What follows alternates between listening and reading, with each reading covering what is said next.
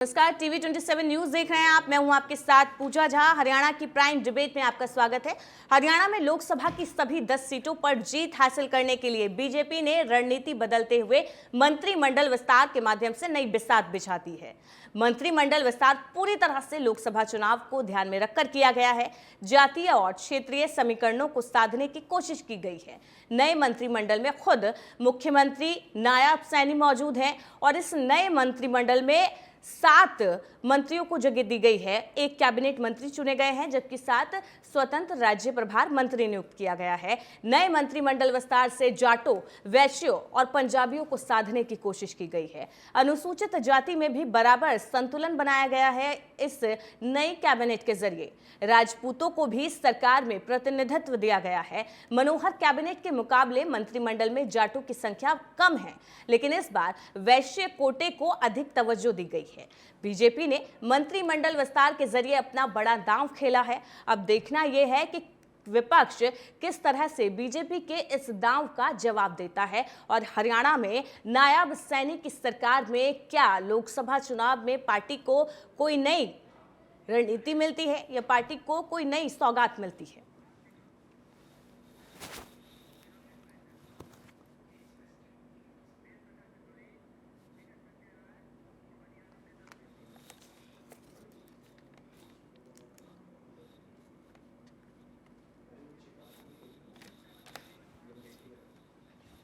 तो अगर लोकसभा क्षेत्र के हिसाब से प्रतिनिधित्व की बात करें तो अंबाला लोकसभा सबसे मजबूत है। मुख्यमंत्री नायब सिंह सैनी भी अंबाला सीट पर काफी मजबूत है। वहीं अनिल विज की नाराजगी को लेकर भी पार्टी में खबरें चल रही हैं। ऐसे में नई सरकार, नया मंत्रिमंडल क्या हरियाणा की जनता को रास आएगा, इसी पर चर्चा करेंगे। हमारे साथ मेहमान जुड़ गए हैं। कांग्रेस प्रवक्ता हमारे साथ जुड़ गए हैं वेद प्रकाश विद्रोही जी, संजय राय हमारे साथ वरिष्ठ पत्रकार के तौर पर जुड़े हुए हैं और पवन यादव बीजेपी नेता हमारे साथ जुड़ गए हैं। आप तीनों का बहुत बहुत स्वागत है इस चर्चा में। और सबसे पहले पवन यादव जी, आपसे सवाल करूंगी। हरियाणा में नई सरकार, नया मंत्रिमंडल, लेकिन जनता वही पुरानी है। क्या ये नया मंत्रिमंडल, नई सरकार आने वाले लोकसभा चुनाव में आपको नया वोट बैंक दिला पाएगी या आपको नई सौगात देगी?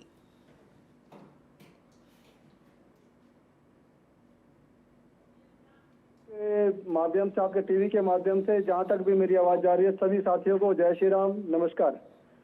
देखिए, कहते हैं कि भाई नई शुरुआत हुई है, नए मुख्यमंत्री आए हैं और अपनी योग्यता के अनुसार और समाज के अंदर, हरियाणा के अंदर 36 बिरादरियों को साथ लेकर चलने वाली भारतीय जनता पार्टी की सरकार है।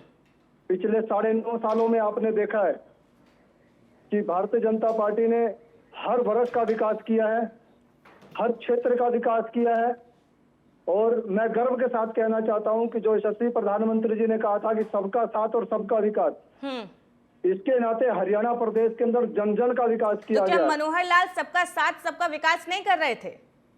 मनोहर लाल जी अपनी योग्यता के अनुसार ऐतिहासिक कार्य करके गए हैं। तो फिर क्यों हटा दिया गया चुनाव से कुछ समय पहले? देखिए, ये हटाने वाली बात नहीं है। ये भारतीय जनता पार्टी की एक नीति है कि इसके अंदर जो आगे जो पद है उसके अनुसार जो से आगे औरों को भी मौका मिलना चाहिए काम करने का। तो इसके अंदर जो कोई परिवारवाद की पार्टी नहीं है। आपने देखा पीछे कितनी सारी पार्टियां सरकार देश के अंदर, अन्य राज्यों के अंदर चल रही हैं, प्राचीन काल से चलती चली आ रही हैं कि पिता चला गया तो बेटा आ गया, बेटा चला गया तो पोता आ गया, पोता चला गया तो परपोता आ गया। लेकिन भारतीय जनता पार्टी एक ऐसी पार्टी है, मैं गर्व के साथ ये कहना चाहता हूं कि इसके अंदर अगर मान लो गरीब का बेटा भी जाके और देश का नेतृत्व करता है साहब, तो मुझे गर्व है कि मैं भारतीय जनता पार्टी का एक छोटा सा कार्यकर्ता हूं, उसका एक सिपाही हूं। चलिए ठीक है। वेद प्रकाश जी, आप पर आरोप लगा दिया इन्होंने कि आप तो परिवारवाद की पार्टी हैं और बीजेपी में सबको मौका मिलता है। क्या लगता है जो नई सरकार बनी है, क्या ये आपके लिए फायदेमंद होगी? क्योंकि चुनाव में अब कुछ ही समय बचे हैं और ऐसे में ये जो राजनीति है, क्या जनता की समझ में आएगी कि चुनाव से कुछ समय पहले ही पूरी सरकार बदल दी गई है, पूरी कैबिनेट बदल दी गई है? पूजा जी, आपको, वरिष्ठ पत्रकार संजय राय जी को, भाई पवन जी को और आपके दर्शकों को मेरा नमस्कार। 12 मार्च से 19 मार्च के बीच में जो हरियाणा की राजनीति में घटना चक्र हुआ है, उससे भाजपा ने खुद ही मान लिया कि वो चुनाव हार रही है। और भाजपा का तथाकथित विकास एक ढकोसला था। और इतनी लेकिन पवन जी तो जनविरोधी कह रहे हैं कि 36 बिरादरी को साध लिया है इस मंत्रिमंडल से, फिर कैसे आपकी नैया पार लगेगी? बहन, मैंने उनकी बात सुन ली, मैं उन्हीं का जवाब दे रहा हूँ। आप सुनने की क्षमता रखिए। तो उन्होंने खुद ही स्वीकार कर लिया कि उनकी पार्टी जन विरोधी है। उन्होंने ना 36 बिरादरी का काम किया, ना उन्होंने हरियाणा का विकास किया। वरना कोई भी राजनीतिक दल भारतीय राजनीतिक इतिहास में, मैं आपसे 70 सालों में पूछना चाहता हूँ, चुनाव से घोषणा के 3 दिन पहले आज तक कभी मुख्यमंत्री का बदलाव हुआ है क्या? पहली बार हुआ है हिंदुस्तान में चुनाव के 3 दिन पहले। पहले तो होता रहा है, आगे भी चुनाव भी 2 महीने पहले भी होता है, महीने पहले भी होता है, 3 महीने पहले भी होता है, 6 महीने पहले भी होता है, पर 2 या 3 दिन पहले कोई भी दल बदलाव नहीं करता। अगर इन्होंने काम किया होता तो नायब सिंह सैनी एक सजावटी कठपुतली मुख्यमंत्री लाने की जरूरत नहीं थी। जो मंत्रिमंडल बनाया उसको आप ध्यान से अध्ययन कर लें। जो 14 मंत्रियों की हरियाणा में मुख्यमंत्री सहित संवैधानिक व्यवस्था है, 14 के 14 जातीय आधार पर बनाए हैं, कोई काम के आधार पर नहीं बनाए। इसका मतलब क्या है कि ये सारा चुनाव जातीय गणित को मद्देनजर रखकर जातीय ध्रुवीकरण की राजनीति। तो ये तो फिर आपके लिए अच्छा है ना, आपके लिए तो फायदेमंद ही रहेगा। आज सुनोगे सही में आप मेरे मैडम, मैं आपके हर सवाल का जवाब दे रहा हूँ, आपने सवाल कर लिया। जातीय ध्रुवीकरण की राजनीति के द्वारा अपनी असफल राजनीति को, जो ये फेल हो चुके हैं, उसको वे करने को पार करना चाहते हैं। जहां तक आपने सवाल किया कि हमें तो फायदा होगा, हम तो बहुत खुश हैं। हम तो कह रहे हैं कि इन्होंने हमारे लिए मैदान खाली छोड़ दिया। ये कह रहे हैं कि भारतीय, इन्होंने हम पर परिवारवाद का आरोप लगाया। ये जरा अपने अंदर झांक कर देख लें कि भाई जो इन्होंने सोना से विधायक बना, जिनको मंत्री बनाया है, उनकी क्या पृष्ठभूमि है? केवल एक ही पृष्ठभूमि है, वो एक दिवंगत भाजपा मंत्री के पुत्र हैं, इसके अलावा कोई योग्यता नहीं है। और भी इनके कई मंत्री, अगर ये चाहे तो मैं उनका नाम बता दूं कि उनकी क्या योग्यता है। चलिए ठीक है, मैं इस पर भी आपसे बात करूंगी। सुनिए, 1 मिनट पूरी बात सुन लीजिए। चलिए ठीक है। परिवारवाद का इन्होंने कहा, अगर ये इतने ही परिवारवाद के विरोधी हैं तो राव इंद्रजीत को टिकट देने की क्या जरूरत थी? बंतो कटारिया को टिकट देने की क्या जरूरत थी? अशोक तंवर को टिकट देने की क्या जरूरत है? बातें बड़ी बड़ी कर रहे हैं, लेकिन इनके दावे खोखले हैं। चलिए ठीक है, इसका जवाब ले लेते हैं पवन जी, उसके बाद मैं संजय जी का रुख करूंगी। पवन जी जल्दी से जवाब दीजिए। परिवारवाद की पार्टी अगर आपकी नहीं है तो ये टिकट देने का काम जो आपने किया है, ये क्यों किया है? पूजा जी, धरातल पर ये लोगों का बिल्कुल सफाया हो चुका है। इन्हीं के अशोक तंवर जी थे जो इनको, इन्हीं की पार्टी को छोड़कर जो है अच्छा, लेकिन वेद प्रकाश जी कह रहे हैं आपने तो उनका ही फायदा कर दिया है, मैदान खाली छोड़ दिया है। मैडम जी, वही कहा जाता है ना कि वो कहावत की, जा पर कृपा राम की होई ता पर कृपा करे सब कोई। जब भगवान राम जी ने, जब भारतीय जनता पार्टी पर कृपा कर दी गई है, जन जन की जुबान पर भगवान राम का नाम चल रहा है। अयोध्या मंदिर का भव्य निर्माण करा दिया गया, धारा 370 हटा दी गई है। चलिए ठीक है, आऊंगी मैं इस पर भी आऊंगी बाद में, लेकिन अभी मैं संजय जी का रुख करूंगी। यानी कि परिवारवाद आप पर हावी नहीं है, ये कहना चाह रहे हैं आप। संजय जी, मैं आपसे जानना चाहूंगी, चुनाव से पहले जिस तरीके का फेरबदल हरियाणा की राजनीति में देखने को मिला और जो कैबिनेट का विस्तार हुआ है, उसमें भी क्षेत्रीय और जातीय समीकरण साधने की बीजेपी ने पूरी कोशिश की है। क्या लग रहा है, ये जो फेरबदल है, ये जनता की समझ में आएगा? क्योंकि जनता को ये पहले से मालूम था कि 1 साल पहले से ही अनुमान था कि फेरबदल होना है, क्योंकि बहुत सारी चीजें चल रही थी सरकार के बीच में। कई दफे मीडिया में भी हम लोगों ने खबरें लगाई कि अब ये गठबंधन टूटेगा, गठबंधन नहीं चल पाएगा, लेकिन गठबंधन को 1 साल बाद तक चुनाव आने तक घसीटा गया।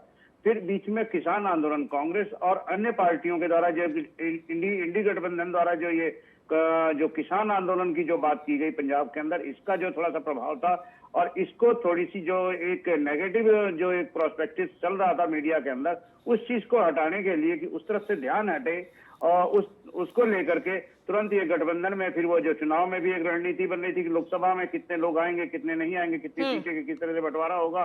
और दूसरी चीज है कि देखिए, पूरे ही चौटाला देवीलाल परिवार, खानदान परिवार ही इस पार्टी के अंदर भी था, बीजेपी में भी था, जेजेपी से समर्थन में भी था। और देखिए, सरकार के अंदर हो, चाहे पक्ष में हो चाहे विपक्ष में हो, देवीलाल जी के परिवार से ही लोग हैं। तो क्या वहां परिवारवाद नहीं गिना जाएगा? परिवारवाद वहां भी है। हर जगह परिवारवाद है, हर कोई अपने परिवार को आगे लेके चल रहा है। लेकिन इस बार जो मंत्रिमंडल का जो गठन हुआ है, वो उसमें थोड़े से लोग अपने परिवार से अलग हट करके, जो सामान्य विधायक थे, जो कभी भी मंत्रिमंडल में नहीं आए थे, उन लोगों को भी स्थान देने का काम किया है। चाहे वो एक बार से विधायक हो, चाहे 2 बार से विधायक हो, जिसमें कि एक लगाइए कि असीम गोयल नया युवा चेहरा है, उसको लाया गया। उसी में एक लाया गया सुभाष सुधा को, ये पहले पूर्व कांग्रेसी थे, कांग्रेस से आकर के बीजेपी में 2 बार विधायक हुए ये। इसके बाद विशंबर वाल्मीकि एक नए हैं, संजय सिंह का एक अलग ही मेवात एरियाज में इनका अलग अलग पहचान है। संजय जी, एक बड़ी बात एक बड़ी बात जो मैं आपसे यहाँ पर करना चाहूंगी, सुनिए, जिन 5 निर्दलियों के सहारे इस बार बीजेपी अपना सरकार बचा पाई है हरियाणा में, उन निर्दलियों को इस कैबिनेट में जगह नहीं मिली है। क्या ये चीज निर्दलियों को खटक सकती है आने वाले चुनाव में? क्योंकि उनको तो साइडलाइन कर दिया गया है, किसी एक का नाम तो होना चाहिए था ना कैबिनेट में। उम्मीदें भी लगाई जा रही थी, नाम भी सामने आ रहे थे कि उनको कैबिनेट में जगह मिल सकती है, लेकिन पूरे तरीके से उनको दरकिनार कर दिया गया। इससे भारतीय जनता पार्टी क्या कुछ संदेश देना चाहती है? देखिए, ऐसा नहीं है। निर्दलीय तो देखिए सभी पार्टियों में सब जगह के लिए समर्थन में वो करते रहते हैं, लेकिन निर्दलीय ने जिस तरीके से जेजेपी के कुछ 5 लोगों ने जो समर्थन या बाहरी रूप से जिस तरह से इन्होंने सदन में आए, सदन से चले गए 5 लोग, वो दुष्यंत के साथ नहीं थे, बहुत सारी चीजें थी। तो कि अगर निर्दलीय इस समय बाहर भागते हैं तो उन लोगों को पार्टी के अंदर ले लिया जाएगा।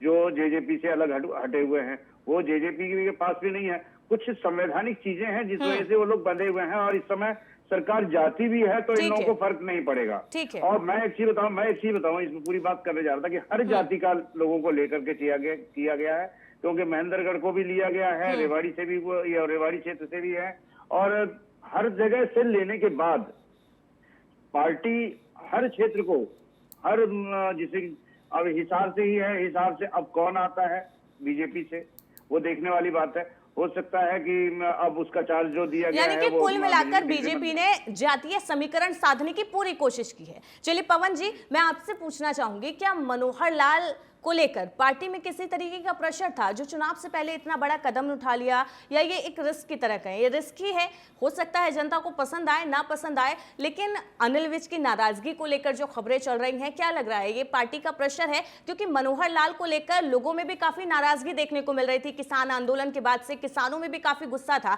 जब वो भी जनसभाओं के लिए जाते थे तो किसान उनको लेकर काफी आक्रोशित नजर आते थे। क्या ये पॉलिटिक्स, ये जो प्रेशर था, ये आलाकमान पर इतना हावी हुआ कि इस समय पर ये बड़ा फैसला लिया गया है? देखिए पूजा जी, मैंने सारी बात को बड़े ध्यान से सुना है, और मेरी बात को बड़े आराम से सुनिएगा। देखिए, मनोहर लाल जी की जो सरकार पिछले 9.5 साल तक इन्होंने जो काम किया हरियाणा प्रदेश के अंदर, इसके अंदर इन्होंने सभी वर्गों का ध्यान रखते हुए, सभी नेताओं का ध्यान रखते हुए, सभी पब्लिक की जितनी भी डिमांड थी उन सबको ध्यान में रखते हुए जो विकास का कार्य की जो आंधी चलाई है ना साहब, जो डबल इंजन का जो काम किया केंद्र के द्वारा, जितनी भी योजनाएं लाई गई, सारी योजनाएं धरातल पर लाई गई, और ये जो खुशबू की जो गंगा बहाई, मैं कहता हूँ किसी भी जन जन तक जो मनोहर लाल खट्टर के दिल के अंदर राज कर गए और अपना स्थान अच्छा बनाया इन्होंने। अब पार्टी, आपको पता है हमारी पार्टी जो से पूरे हम लोग एक पार्टी जो डिसिप्लिन में चलने वाली पार्टी यदि कोई है तो भारतीय जनता पार्टी है। भारतीय जनता पार्टी का शीर्ष नेतृत्व जो है हमारा, वो जिस प्रकार का भी हमको आदेश देता है, उस आदेश का हम लोग पालन करने वाले लोग हैं। हम लोगों के लिए सर्वोपरि सबसे पहले हमारा देश है, हमारा राष्ट्र है, उसके बाद फिर हमारा जो सा हमारा समाज है, सबसे आखिरी पंक्ति में हम लोग अपने अपने भाव या कुछ रखते हैं। इसके आधार पर मैं कहना चाहता हूँ। दूसरी बात, आपने ये बात कही मनोहर लाल खट्टर जी को जो भी अपना जो स्थान दिया लोकसभा में दिया गया, मैं बता रहा हूँ कि भाई रिकॉर्ड मतों से अपना जो सा विजयी होंगे। आपने तीसरी बात जो महत्वपूर्ण कही कि अनिल विज जी के लिए, देखिए अनिल विज जी का तो भाई जन जन पर राज करने वाले वो हमारे नेता हैं। अनिल विज जी की नाराजगी जो सी है, कोई नाराजगी नहीं थी, वो उनको अपना जो सा है वो बहुत हमारे वरिष्ठ और परिपक्व कार्यकर्ता है और अपना अच्छे हमारे। लेकिन फिर शपथ ग्रहण समारोह में क्यों नहीं आए वो? देखिए, वो उन्होंने उसके अंदर कारण बताया कि भाई मेरे कुछ उन्हें स्वास्थ्य की वजह से कोई दिक्कत थी, लेकिन ऐसा कोई नाराजगी वाला कोई भी दूर दूर तक फैक्टर नहीं है। अरे भाई, मैं तो इन बड़ा वो इस चीज के लिए अपना जो सा हैरान हूँ कि भाई कि आने वाले समय के अंदर जो है लोकसभा की 10 के 10 सीटों के अंदर जो है भारतीय जनता पार्टी का प्रचंड बहुमत से अपना जो ठीक बनने है। जा रही वेद है। प्रकाश जी, और पवन यादव कांग्रेस कह रहे का हैं कि सुपना लोकसभा साफ की होता 10 जा रहा है। सीटों पर बीजेपी आने वाली है और कांग्रेस के लिए सारे दरवाजे भारतीय जनता पार्टी ने बंद कर दिए हैं नई सरकार बनाकर। क्या लग रहा है फिर किस रणनीति के तहत लोकसभा चुनाव में आप उतरेंगे? बीजेपी के पास अभी भी 10 सीटें हैं और आपके पास कोई खास मुद्दा भी नहीं बचे है। जिस तरीके से पवन यादव कह रहे हैं कि सभी जातीय समीकरणों को साधा है और साथ ही साथ मनोहर लाल ने जो अभूतपूर्व काम किया है, ऐसे में कांग्रेस के लिए तो कोई रास्ता नहीं बचता है। तो फिर किस तरीके से इस बार चुनावी टक्कर देंगे आप? पूजा जी, आप एक समझदार एंकर हैं। आप स्वयं अनुमान लगा लें, अगर विकास किया होता तो मनोहर लाल खट्टर को चुनाव से 2-3 दिन पहले हटाने की जरूरत क्या थी? इस पर मुझे कुछ कहने की जरूरत नहीं है। मैं इस मंत्रिमंडल का ही पोस्टमार्टम कर देता हूं। अब आप बताइए, 20 मार्च से लेकर 4 जून तक आचार संहिता रहेगी। 2.5 महीने तक ये मंत्री कलम भी नहीं चला सकते। फिर अगस्त के लास्ट में, सितंबर के फर्स्ट वीक में फिर आचार संहिता लग जाएगी 1.5 महीने की। 4 महीने तक, अर्थात 4 महीने तक ये सारे मंत्री मुख्यमंत्री सही नाम मात्र के हैं। इनके पास काम कितने बचेगा? 2.5 महीने का। 2.5 महीने के लिए ये सजावटी कठपुतलियां बनाई गई है। इनकी डोर कहाँ है? दिल्ली और नागपुर। ये केवल कठपुतलियां हैं, जनता को इतना मूर्ख ना समझे। दूसरी बात, ये कहने कोई नाराजगी नहीं।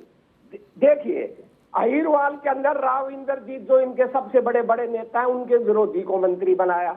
उनसे पूछा गया एक सुबह ही कि भाई मंत्रिमंडल का विस्तार हो रहा है, तो उन्होंने कहा मेरे से तो किसी ने सलाह नहीं। अनिल विज कह रहे नाराज नहीं है। अनिल विज जिस दिन मुख्यमंत्री पद की शपथ ली उस दिन भी चंडीगढ़ में थे, वो बाइकाट कर गए। और जिस दिन ये जो कल मंत्रिमंडल जब शपथ ले रहा पवन जी, सुन रहे हैं ना आप ये सब? सुनिए ना मैडम, पूरी बात सुन लीजिए। मैडम जी, जब कल देखिए, बीच में बोलना हमारी प्रथा नहीं है। अरे जरा सुनिए लेकिन ना, सुनते रहिए। अरे सुनिए ना, दे देना जवाब, मैं इनकार कब कर रहा चलिए हूं ठीक है, आपको? बोलिए, अपनी बात पूरी कीजिए जल्दी से। तो कल सुनोगी जब तो करूं मैडम, आप बीच में चलिए ठीक है, अब तो बोलिए। तो चंडीगढ़, कल भी वो चंडीगढ़ में थे, और जब मंत्रिमंडल का विस्तार का समय आया वो चले गए। तो यानी कि इस बार तो कांग्रेस को जीत मिल रही है ना लोकसभा चुनाव में? सुनिए ना पूरी बात, करने देती आप।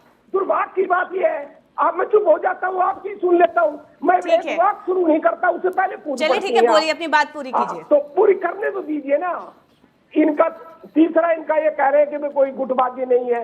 अपने भाई बिश्नोई साहब जो सच धज कर गए थे, इनके अंदर अपने बेटे को मंत्री बनाने के लिए डी चोटी टिक्का जोर लगा रहे थे, नहीं बना पाए। अब उनको टिकट मिलेगी या नहीं मिलेगी, उनके अंदर क्या स्थिति होगी। इनके 4 मंत्री थे, उनको ड्रॉप कर दिया गया।